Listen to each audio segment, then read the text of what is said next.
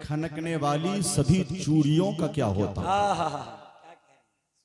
अच्छे अशआर के बाद अहले इल्म की तरफ से पहले पजीराई होती है। अगर अहले इल्म खामोश रहेंगे अच्छे अशआर पर तो स्टेजों पर अच्छे अशआर नहीं पढ़े जाएंगे। यही वजह है कि अच्छे अशआर सुनने के लिए समाअत तरस के रह जाती है, लेकिन कभी कभी अच्छे अशआर सुनने को मिलते हैं। वजह यह है कि अहले इल्म जब पजीराई करेंगे तो अवाम की तरफ वो जज्बा मुंतकिल होगा और उसका असर जाहिर होगा। पढ़े लिखे लोगों को पढ़ा लिखा हुनरमंद मिजाज पेश करना चाहिए। खनकने वाली सभी चूड़ियों का क्या होता, बताओ हाथों की उन मेहदियों का क्या होता। हुजूर दुनिया में तशरीफ कर नहीं लाते तो अम्मा हव्वा की इन बेटियों का क्या होता। तो अम्मा हव्वा की इन एक कतार में पढ़ता हूँ कि आदमी भी कमाल करता है चाय पीकर खिलाल करता है, जिसको आता नहीं है बिस्मिल्लाह वही मुर्गा हलाल करता है कि नहीं। अब मैं कथा पढ़ने जा रहा हूँ, मेयारी कथा। जो लोग खामोश हैं उनकी तरफ से कथा पढ़ रहा हूँ। आजाद भाई आपकी तरफ से आप आ गए, आपकी मोहब्बत का शुक्रिया। आप मसरूफ हैं, हम लोग भी थोड़ा बहुत मसरूफ हैं, है कि नहीं, हल्का फुल्का। बस ये है कि किस किस की नजर को हम देखें, हम सबकी नजर में रहते हैं। किस्मत ही हमारी ऐसी है, हर वक्त सफर में रहते हैं। ये शेर अगर ये कहें तो अच्छा भी लगेगा।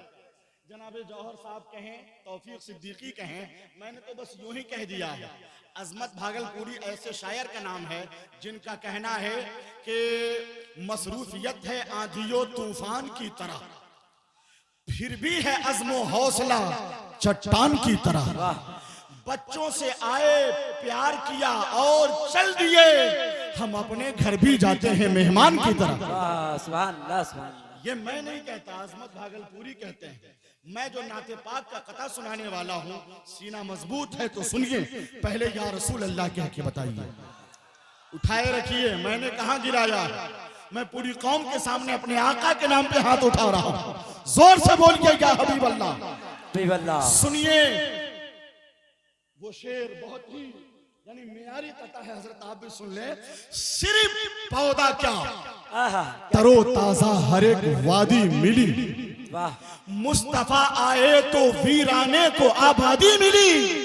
जब हुआ आजाद भारत दिन था वो 15 अगस्त, अरे 12वीं तारीख में दुनिया को आजादी मिली। जब हुआ आजाद भारत दिन था वो 15 अगस्त, 12वीं तारीख में दुनिया को। एक नारा वगैरह लगा देते तो मुझको लगता कि नारा याद है, वरना समझूंगा नारा ही याद नहीं है। मुझसे सीख लेना चाहिए आपको नारा लगाने का। नहीं मत लगाइए, मैं खुद लगा लूंगा, अपने शेर का इस्तकबाल कर लूंगा। मैं तो खुद वो कथा पढ़ता रहता हूँ कि कभी हासिद कभी बदखाह नहीं हो सकता, कभी बुज़दिल कभी कोताह नहीं हो सकता। आला हजरत का लगाता है जो नारा गौहर, मेरा दावा है वो गुमराह नहीं हो सकता। मेरा दावा है वो गुमराह या रसूलल्लाह। जिंदाबाद जिंदाबाद जिंदाबाद। उर्से हुजूर ताजुश्शरिया के लिए मेरा सफर इसी मझौलिया की सरजमीन से हुआ था। इस साल मझौलिया में ताजुश्शरिया कॉन्फ्रेंस थी। मैंने यहाँ वो कथा नहीं पढ़ा, जब बरेली शरीफ गया उर्से हुजूर ताजुश्शरिया में जामियतुर रजा में मैंने एक कथा पढ़ा था। कौन सा कथा पढ़ा था कि रजा का कारखाना है ये, ईंधन कम नहीं होगा।